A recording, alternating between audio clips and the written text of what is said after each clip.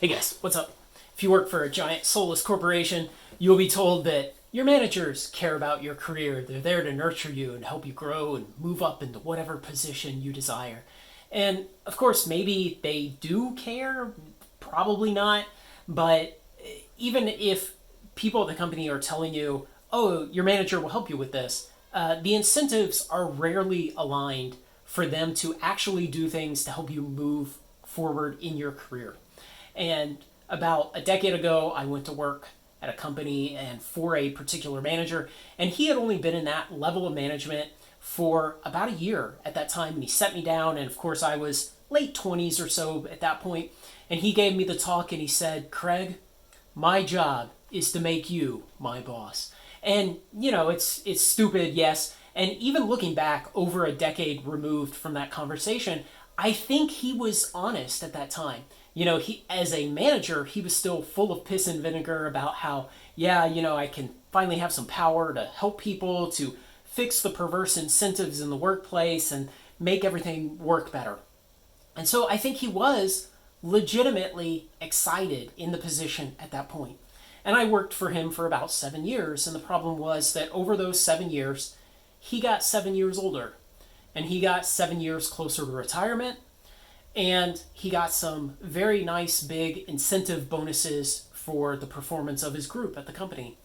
And as we got into years 5 and 6 and 7 of me working for him, his outlook changed and his incentives changed as he got more of those bonuses and he got older. And pretty soon, I believe, what he chiefly was looking for was that finish line of retirement. And what he chiefly was interested in was that his group he had built that was very high performing, that was making a lot of money for the company, that group could be held together.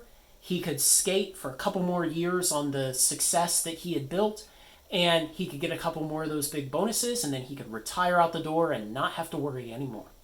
And so he went from the kind of guy who legitimately would try to help you move around the company, maybe put offers that he would hear through the grapevine of other managers of potential opportunities in front of you, to a guy who would make you promises that he had no capability of keeping.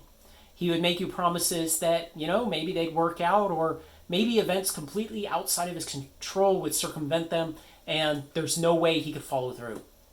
And, to give you an idea on the kind of incentives that drives that kind of change in a person, those bonuses he was getting, 1 year he got his bonus and he had a in-ground pool installed in his backyard, and then he took his family, his extended family, on a 2-week vacation to Hawaii. So it was a very nice high 5-figure bonus. And it really changed his incentives and the way he acted and the way that he worked with you towards fulfilling what you wanted in your career.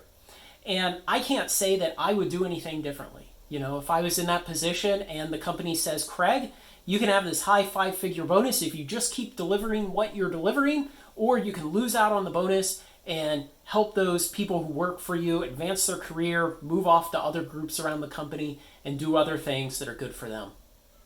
I'm probably don't have the strength of character to say, yeah, I'll help them and I'll give up that high 5-figure bonus. And that's the reality, and probably you wouldn't either. And the unfortunate part is that we lack that strength of character, or the unfortunate part is not that we lack that strength of character.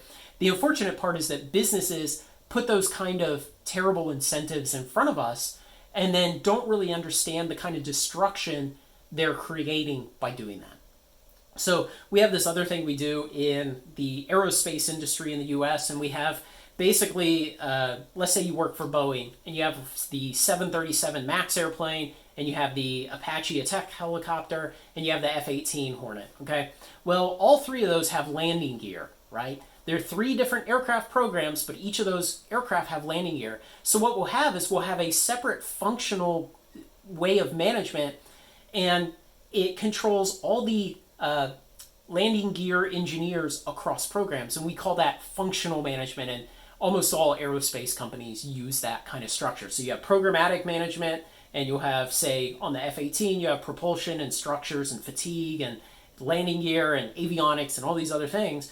But then all of your landing gear engineers across, those are functionally managed. And the point of functional management is to be able to work with the programs and say, hey, you're going to be done with that landing gear design upgrade, and you're not going to need those landing gear engineers anymore, so we're going to find another program who does need landing gear engineers. And of course, landing gear is just interchangeable with any of the other specialties you have in engineering.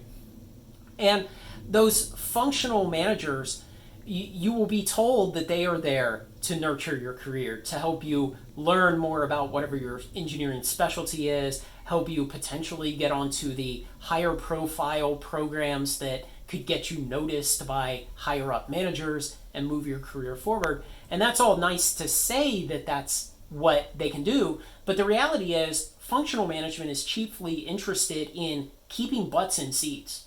And the ultimate problem is that those functional managers, their performance at the end of the year is measured by how well they supported the vehicle programs by keeping their types of engineers and the budgets for those types of engineers satisfied on the individual vehicle programs.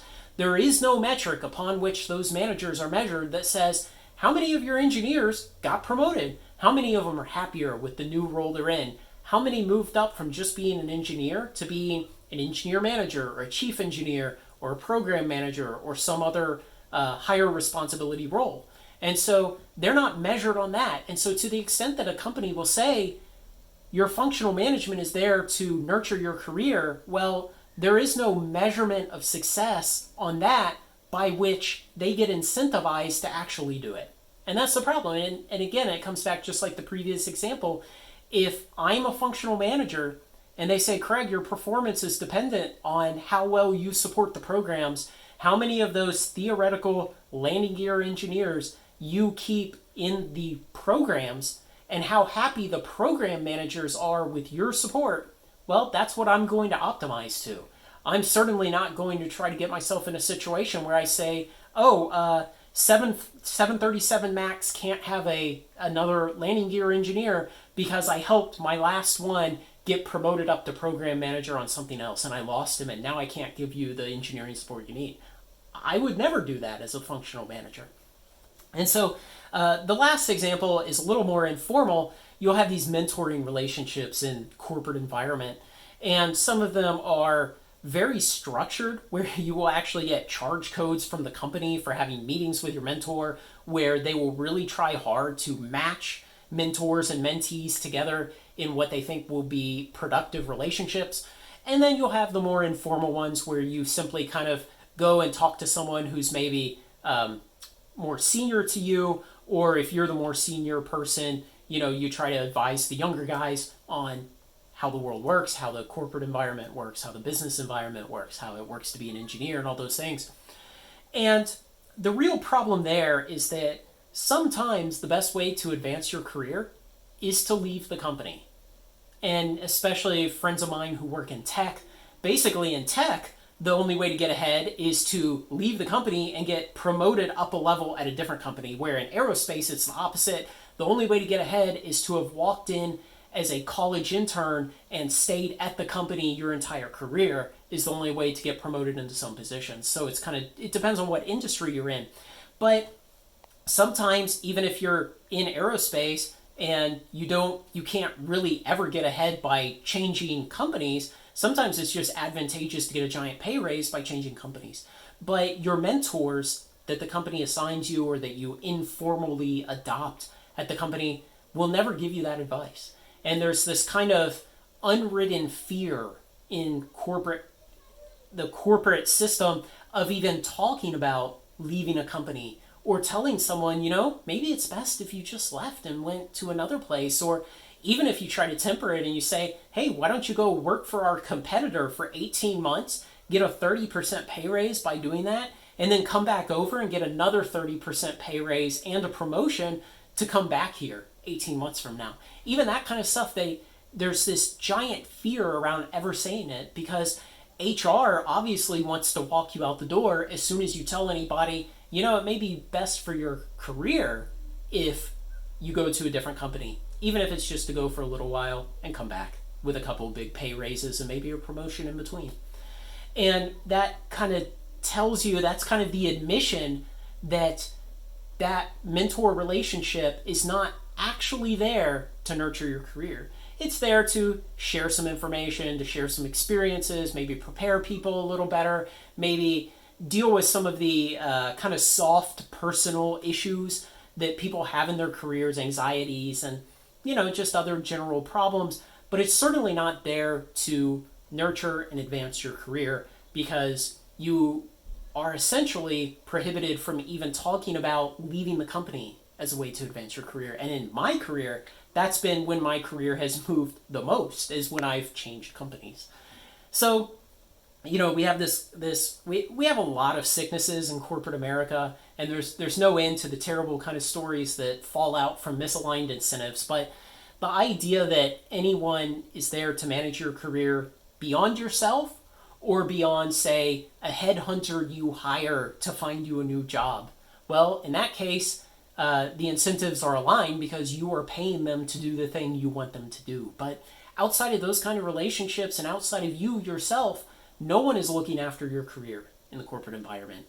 It's a terrible truth, and companies like to play a game where they pretend that somebody is there doing it, but then the companies will misalign the incentives with various rules, with various policies, with the way they structure performance reviews and bonuses and these other things, in order to make the reality where everybody looks out for themselves. And fundamentally, that's what you have to do in your career, whether you're in a professional career, a service career, any type of career. If you turn wrenches, you're a plumber, or you're anything, it doesn't matter. You have to look out for yourself. Because what are your incentives? Well, you'd like to keep eating. You would like to keep having a physical shelter to sleep in. You'd probably like to be able to see a doctor once in a while. And maybe you have a spouse or children or an elderly parent that you care for, and you would like to keep caring for those people. So those are your incentives. You have to think about those things first, and you have to get good at identifying and understanding when incentives are misaligned and when people are saying one thing, but the reality of the situation is another. And so I guess I blathered on about that long enough. Look out for yourself first. And, I would say that even comes with dealing with Craig and with Final Trade. Put yourself first, and then if we can have a fruitful relationship where I can help you, great. That'll work for both of us. Otherwise, you have to put yourself first. Let me know what you think, guys. Like, comment, share, and subscribe. Join me on Final Trade. Join the Patreon.